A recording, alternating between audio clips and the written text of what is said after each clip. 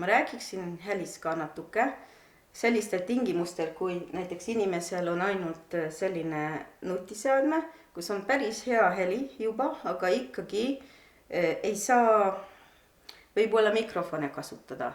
Mis siis sel korral juhtub? Kui te lähete välja, filmite välja, siis on palju müra, et proovime seda taustamüra vältida nii palju, kui on võimalik. Või on suur tuul. Kallis Eesti televaataja.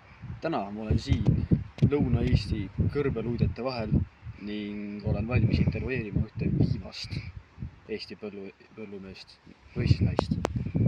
Ja tekib segadus ja kui peategelane räägib ka, siis kahjuks me ei kuula.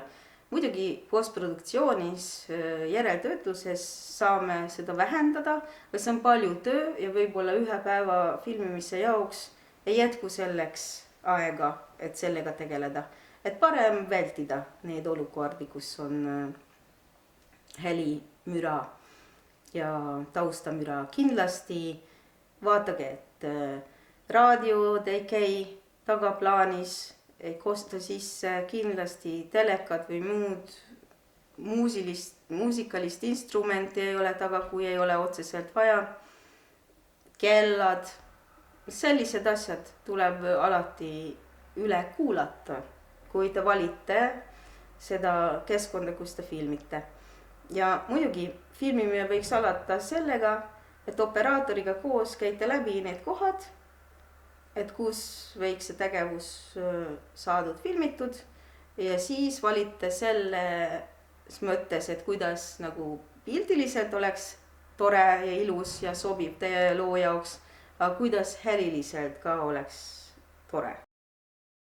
Filmi lõpuks, kui sulle tundub, et montaaž on juba tehtud ja sa oled valmis oma tööga, sa oled vaadanud seda heli sujuvus ka, et saad seal programmis samamoodi panna sellist muusikat, mis sulle meeldib, on palju kohti, kus saab tasuta royalty free muusikat kasutada.